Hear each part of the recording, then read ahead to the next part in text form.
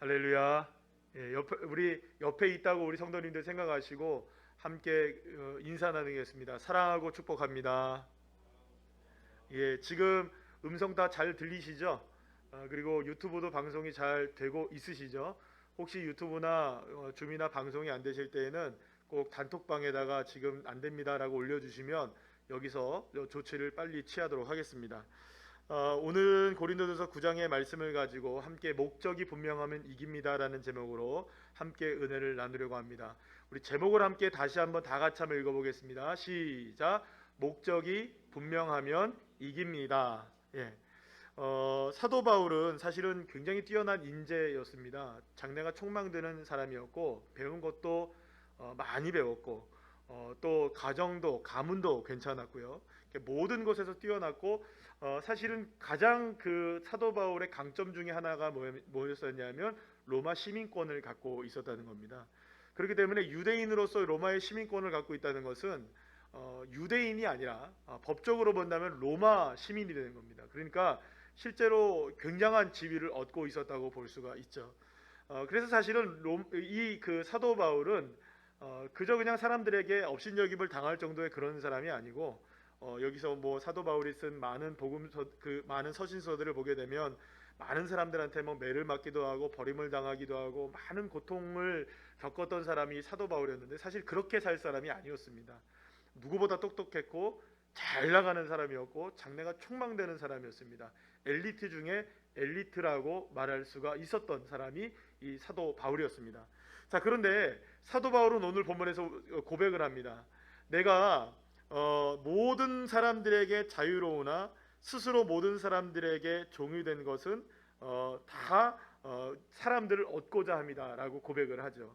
다시 말하면 내가 가질 수 있는 권리가 있어요. 내가 할 수 있는 일들도 있어요. 내가 어떤 부분에 있어서 이렇게 할 수도 있고 저렇게 할 수도 있어요. 왜냐하면 사도 바울은 충분한 권리를 갖고 있었고 그만한 능력을 갖고 있었던 사람이기 때문입니다.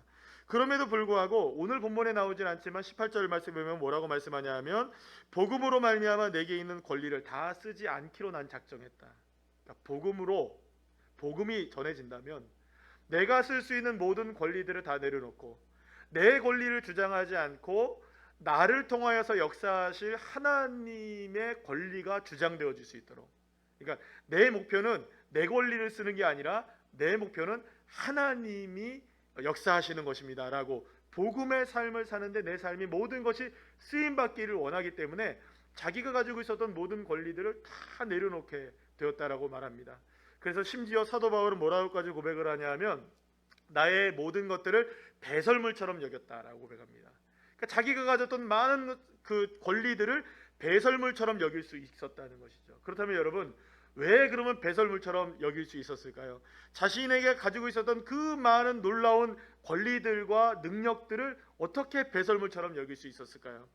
여러분들 그 경기에 나가는 운동선수들을 보게 되면 정말 놀라울 정도로 자기를 절제하게 되는 것을 보게 됩니다. 정말 어떤 뭐랄까요, 이런 어떤 체급을 맞춰야 된다. 그래서 뭐 65kg이다, 70kg를 맞춰야 된다 하면은요, 먹고 싶어도 먹습니까 안 먹습니까? 절대 안 먹습니다. 물밖에 안 먹고 물도 제대로 안 먹고요. 뭐 요만큼도 제대로 먹지를 않아요. 그래서 어떻게든 내가 이 체중을 맞춰야 되고 어떻게든 몸을 만들어야 되고 어떻게든 경기에 나가서 이 내가 좋은 결과를 얻으려고 한다면은 절제를 합니다. 내가 할 수 있어서 못 먹어서 못 먹는 게 아닙니다. 좋아하지 않기 때문에 안 먹는 것도 아닙니다. 너무나 좋고 너무나 먹고 싶고 너무나 배고프지만 내가 해야 될 한 가지의 목적이 분명해지면 그 목적을 이루기 위해서 그 나머지들은 다 내려놓을 수 있게 되는 것이죠. 그래서 오늘 사도 바울도 분명하게 얘기하죠. 운동선수가 경기에 나가서 이기기를 원한다. 그든 면류관을 얻기 위해서 자신의 모든 것들을 다 절제할 수 있다.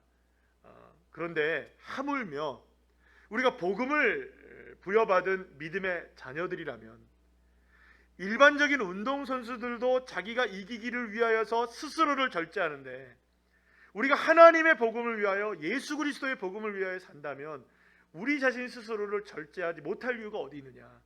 세상에 그 경기에 나가는 사람들은 썩을 면류관을 위해서 자기를 절제한다는 것이죠. 이 말은 무슨 말입니까? 나중에 사라지고 없어질 면류관들이라는 것이죠.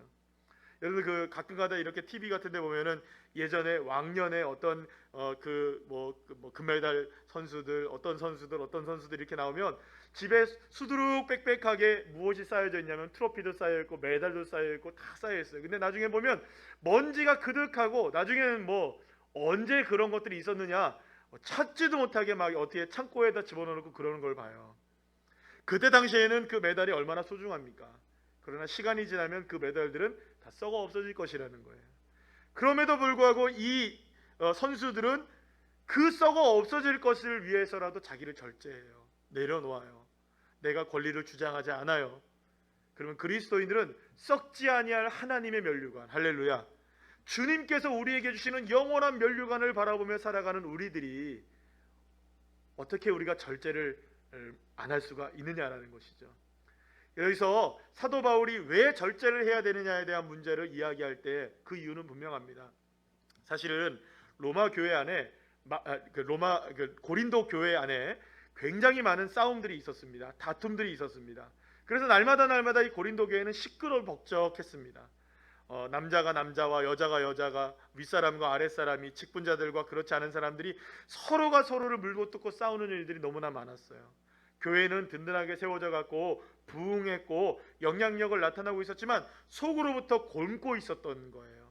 그러니까 결국에는 이렇게 가다가는 교회가 어떻게 될까요? 결국 무너질 수밖에 없는 거예요. 그렇게 됐을 때 사도 바울은 모든 일에 있어서 자기의 권리를 주장하지 말고, 내가 오늘 그 사도 바울이 고백하죠. 율법 없는 자들에게 율법 없는 자 같이 되었다. 혹은 율법 있는 자에겐 율법 있는 자처럼 되었다.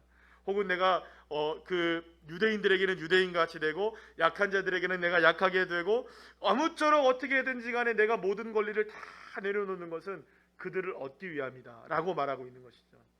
그래서 고린도 교회의 문제를 풀기 위해서 사도 바울은 자기의 권리를 주장하지 말아라. 복음을 위해서라면 내 권리 주장할 것 없다. 왜냐하면 복음이라는 것은 내 권리입니까? 주님의 권리입니까? 그렇죠. 주님의 권리이죠. 그러니 내 권리를 주장할 하등의 이유가 없다는 겁니다. 그럼에도 불구하고 교회 생활을 하면서, 복음 생활을 하면서, 신앙 생활을 하면서 얼마나 많은 순간 우리들은 내 주장을 하고 사는지 몰라요. 여러분들 교회 안에서나 여러 가지 문제들에 보면 싸움이라는 게 정말 심각한 문제로 다툼이 일어나나요? 그렇지 않습니다. 아주 작은 문제로부터 시작되어지는 다툼이 시작됩니다. 그때 가장 말을 많이 하게 되는 이야기가 뭘까요? 내가 생각해보니, 내 생각에는, 내가 볼 때에는, 이런 말 많이 하는 거죠. 그러니까 결국에는 누구의 생각이 앞서는 겁니까? 내 생각이 앞서고 주님 생각보다 내 마음이 앞서고 내 판단이 앞서게 될 때 그때는 충돌이 일어나게 되는 것입니다. 그래서 사도 바울은 오늘 본문의 말씀을 통해서 결국에는 이렇게 우리가 열심히 믿음 생활을 하다가 나를 위해서 산다면 마지막에 버림받을 수 있지 않겠는가. 왜냐하면 주님께서도 분명하게 말씀하시죠. 마지막 날에 나더러 주여 주여 하는 자들이라고 다 내게로 올 자가 아니라는 것입니다. 선지자 노릇도 하고 어떤 사람은 내가 병도 고치고 많은 이적도 행했습니다. 그러나 주님이 마지막에 말씀하시죠. 내가 너를 도무지 알지 못한다. 왜 그렇습니까? 자신의 권리를 주장하며 살았다면, 내가 하고 살았다면 주님은 그 사람을 인정하지 않습니다. 여러분, 우리는 성경으로 돌아와야 합니다. 중요한 것은 주님의 말씀입니다. 사람의 말이 아닙니다. 여러분 오늘 아침에도 말씀을 통해서 함께 은혜를 나눴지만 사람의 말에 현혹되지 말아야 합니다. 그러니까 여러분 내가 하는 사람들 그 말 따라가시면 안 돼요. 그 사람이 아무리 뛰어나신 분들이라 할지라도, 그 사람들이 아무리 위대한 목회자라 할지라도, 목사라 할지라도, 선교사님이라 할지라도 여러분 따라가시면 안 됩니다. 주님 하시는 분, 할렐루야, 그분의 말씀을 따르셔야죠. 왜냐하면 우리가 사람 따라가는 인생들이 아니지 않습니까? 우리가 주님 따라가는 인생이 아니겠습니까? 내 권리를 주장하고 나를 주장하게 되고 내 권한을 주장하게 되는 그 사람은 결국에는 여러분들 하나님께서 도무지 알지 못한다고 말씀하시는 것이죠. 그렇다면 저와 여러분이 어떤 길을 걸어가야 되겠습니까? 분명한 목적을 가져야 되는 거예요. 어떤 목적입니까? 저와 여러분에게 목적이 딱 한 가지 있어요. 내 권리 주장하지 않는 것. 그럼 누구의 권리를 주장하는 겁니까? 주 예수님이 나의 권리가 되는 것입니다. 그래서 나의 목적이 나 누구냐? 우리의 목적은 예수 그리스도이신 겁니다. 우리가 예수 그리스도를 목적으로 삼을 때, 오직 주님이 우리의 목적이 될 때 진정으로 이기는 사람이 될 수 있기 때문입니다. 사랑하는 여러분, 그래서 저와 여러분에게 목적과 방향이 분명해지셔야 됩니다. 목적과 방향이 분명해지셔야 돼요. 그럼 어떤 목적과 방향일까요? 바로 예수 그리스도에게로입니다. 오늘 아침에도 우리 함께 말씀 나눈 것을 다시 한번 기억해 보시죠. 수많은 어려운 일들이 다가오고 핍박과 환난이 다가오고 때로는 종말의 징조들이 엄청나게 우리에게 몰려온다 할지라도 우리의 목적과 방향은 분명하잖아요. 목적이 뭡니까? 방향이 무엇입니까? 예수 그리스도이십니다. 그 상황들 하나하나에 우리가 얽매이지 않고 그 상황들 하나에 우리가 일희일비하지 않으면 우리는 이길 수 있는 거예요. 왜냐하면 목적이 분명하고 방향이 분명하니까.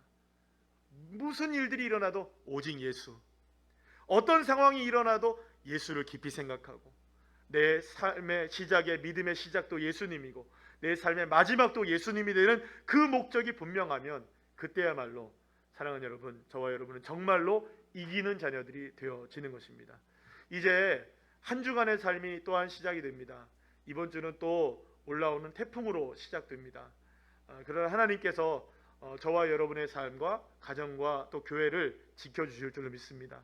더불어 한 주간 더 연장된 이런 2단계의 사회적 거리두기에 있어서 여러분들 모두가 다 건강하시고 우리가 꼭 다음 주에는 예배의 자리에서 함께 만났으면 좋겠습니다. 그럴 수 있도록 함께 나라와 민족을 위해서 기도해 주시고 우리 교회와 성도들을 위해서 함께 기도하시는 주의 자녀들 한 사람 한 사람 되시기를 간절히 축원합니다.